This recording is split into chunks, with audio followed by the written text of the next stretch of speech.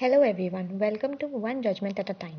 तो आज की इस वीडियो में हम दो रीसेंट केसेस को डिस्कस करने जा रहे हैं। एक केस 4 मार्च 2021 को आया है और एक केस 1 मार्च 2021 को आया है। ये दोनों ही केसेस सेक्शन 311 ऑफ सीआरपीसी से डील करते हैं और इसी वजह से इन दोनों केसेस को हम साथ में ही डिस्कस करेंगे। तो हमारा section 311 of code of criminal procedure 1973 बात करता है power to summon material witness और एग्जामिन पर्सन प्रेजेंट के बारे में। अब इस सेक्शन के तहत एक कोर्ट किसी भी स्टेज पे इंक्वायरी, ट्रायल या कोई अदर प्रोसीडिंग, इन तीनों में ही किसी भी स्टेज पे किसी भी इंसान को एक विटनेस की तरह समन कर सकती है। अब चाहे वो इंसान पहले ऑलरेडी आ चुका हो या नहीं भी आया हो, या क्या पता पहले री एग्जामिन भी हो चुका हो, तो उसको ये लोग वापस रिकॉल करेंगे, वापस री एग्जामिन करेंगे। सो बेसिकली 311 के तहत कोर्ट को ये पावर दी जाती है कि वो किसी भी इंसान को बुला सकता है विटनेस की तरह और उसको एग्जामिन या री एग्जामिन कर सकता है, और ये किसी भी स्टेज पे हो सकता है।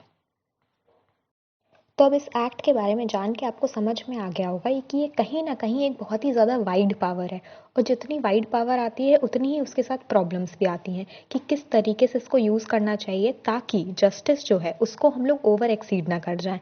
तो इसी वजह से 311 का जो स्कोप है ये हमेशा से काफ़ी ही इम्पोर्टेंट रहा है। अभी रिसेंटली जो दो केसेस हैं उन दोनों में इसके स्कोप को डिसाइड किया गया, डिसिफर किया गया, और दोनों ही केसेस में काफ़ी ही सिमिलर लाइन पे जजमेंट आया, और इस वजह से अब हम उन्हीं दोनों केसेस को एक एक करके डिस्कस करेंगे।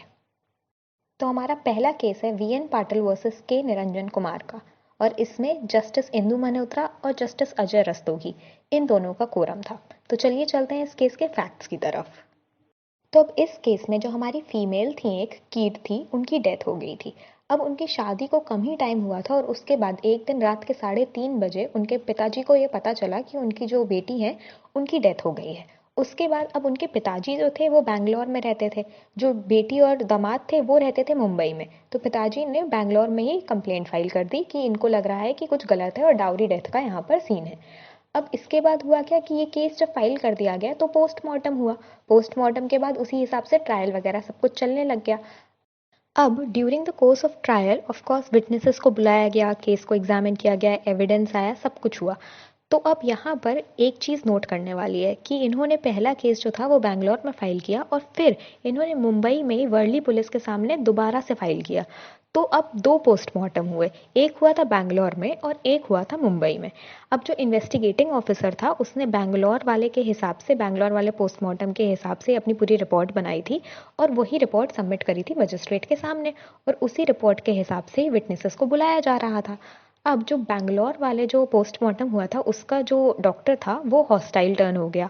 इस वजह से उसने मना कर दिया कि अब वो विटनेस में नहीं आएगा और ना ही वो उसके बारे में कुछ बताएगा। अब जब ऐसा हुआ तो उसके बाद जो हमारा प्रोसिक्यूशन का साइड था उन्होंने कहा कि इन सच ए सर्कमस्टांस जो हमने दूसरा पोस्टमार्टम कराया है उसकी रिपोर्ट्स को हम प्रेजेंट कर देते हैं। बट उसकी रिपोर्ट्स मुंबई से यहाँ पर आ नहीं पा रही थी। तो अब उसके लिए प्रोसिक्यूशन ने कोर्ट से कहा कि उस रिपोर्ट के लिए या वहाँ के जो डॉक्टर जिन्होंने कंडक्ट किया था पोस्टमार्टम उनको बुलाने के लिए आप समन पास कर दीजिए और सेक्शन 311 सीआरपीसी के तहत पास कर दीजिए। तो अब यहाँ पे जो रिस्पोंडेंट्स थे उन्होंने कहा कि नहीं नहीं, ये तो गलत है। उन्होंने कहा कि ऑलरेडी ट्रायल ऐसी स्टेज पे आ चुका है कि सारे विटनेसेस को सुना जा चुका है, सारी एविडेंस को सबमिट कर लिया जा चुका है। तो अब ये दोबारा जब एक जो डॉक्टर थे जिन्होंने पोस्टमार्टम किया था, इवन तो वो हॉस्टाइल हो गए पर उनकी जो रिपोर्ट है वो तो सबमिट हो चुकी है ना। तो अब जो दूसरा पोस्टमार्टम है जो हमें पता भी नहीं है कि अच्छे से हुआ है या नहीं है, प्राइवेटली हुआ है या जो भी है, उसको हम आप कैसे ऐसे बुला सकते हो और उसके लिए आप कैसे समन पास कर सकते हो। एंड देयरफॉर उन्होंने कहा कि ये जो सेक्शन 311 का जो आपका स्कोप है इसके बियॉन्ड जा रहा है एंड देयरफॉर इसको अलाउ नहीं करना चाहिए। तो अब यहाँ पर सुप्रीम कोर्ट ने देखा कि जो दूसरा वाला पोस्टमार्टम हुआ था वो प्रोसिक्यूशन की साइड ने पर्सनली या प्राइवेटली नहीं किया था। वो पोस्टमार्टम भी पुलिस ने ही करवाया था, मुंबई की वर्ली पुलिस स्टेशन के थ्रू वो हुआ था। तो ऐसा तो है नहीं कि वो अनअटेंडेड पोस्टमार्टम हो। एंड देयरफॉर कोर्ट ने कहा कि इवन दो हम किस ऐसे स्टेज पे आ चुके हैं कि हम सारी विटनेसेस को सुन चुके हैं, सारे एविडेंस को ले चुके हैं, लेकिन स्टिल सेक्शन 311 हमें ये हक देता है कि हम अभी भी कभी भी किसी भी टाइम पे समन कर सकते हैं। एंड देयरफॉर उन्होंने कहा कि सेक्शन 311 को लगाते हुए हम अब यहाँ पर जो ये समन करना है दूसरे डॉक्टर को, हम उन्हें समन करेंगे। तो ट्रायल कोर्ट ने तो यही जजमेंट दिया था, पर हाई कोर्ट ने इसको रिवर्स कर दिया एंड देयरफॉर ये बात आती है सुप्रीम कोर्ट के सामने।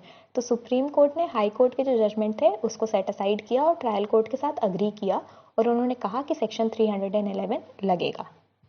कोर्ट ने कहा कि सेक्शन 300 ऑफ 11 सीआरपीसी का जो ऑब्जेक्ट है वो यही है कि कभी भी अगर कोई एक पार्टी मिस्टेक कर देती है या कोई चीज़ एक सही टाइम पे नहीं लाती है, कोई वैल्यूएबल एविडेंस नहीं प्रोड्यूस करती है, तो सिर्फ उसकी वजह से जस्टिस का फेलियर हो जाए, that is not to be accepted.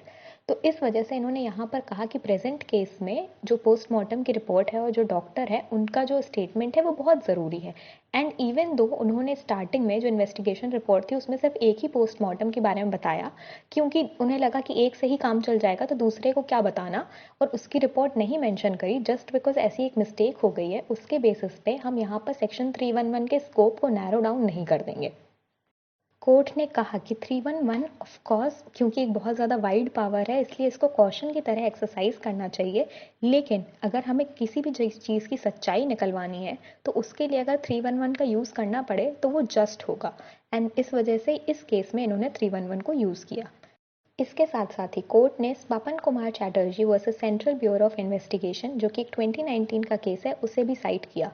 उस केस में बोला गया था कि जजेस को ये देखना होगा कि अगर स्ट्रॉन्ग और वैलिड रीजंस हैं तो वो 311 को अप्लाई कर सकते हैं, पर हाँ कॉशन के साथ।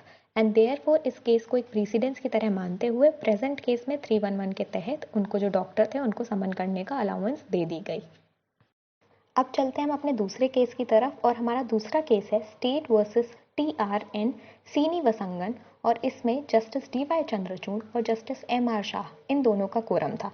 तो अब चलते हैं इस केस के फैक्ट्स की तरफ। तो अब ये केस ब्राइबरी के क्राइम से रिलेटेड है।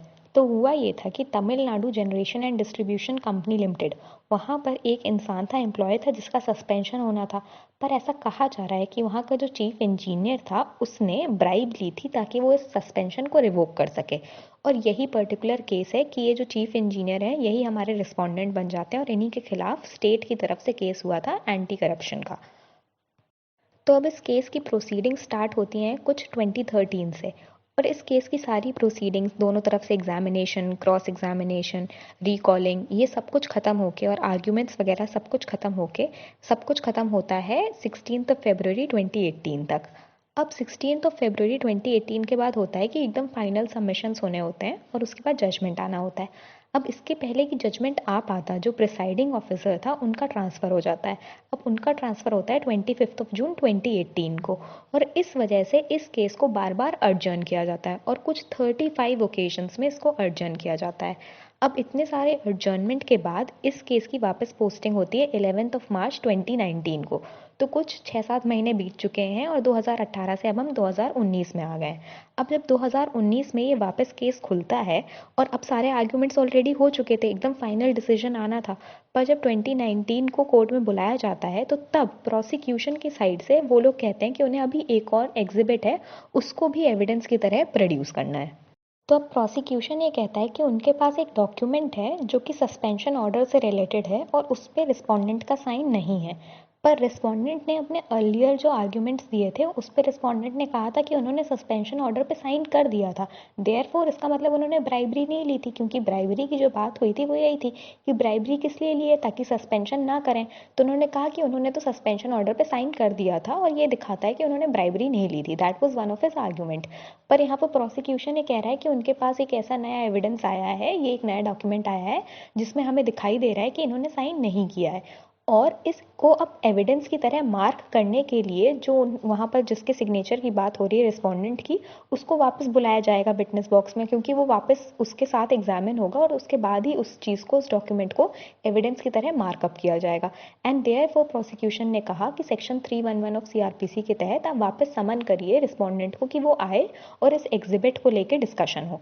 तो अब यहाँ पर जो रिस्पोंडेंट साइड थी उसने बोला कि अरे सारे आर्ग्यूमेंट्स तो ऑलरेडी हो चुके थे, तुम एकदम एंड में अब आके कोई भी ये नया डॉक्यूमेंट नहीं दे सकते हो। तो अब यहाँ पर कोर्ट को यही डिसाइड करना था कि 311 के तहत वो इस आर्ग्यूमेंट को और इस डॉक्यूमेंट को एक्सेप्ट करेंगे या नहीं।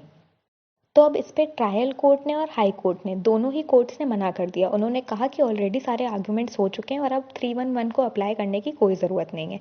इसी के बाद अब ये केस आता है सुप्रीम कोर्ट में।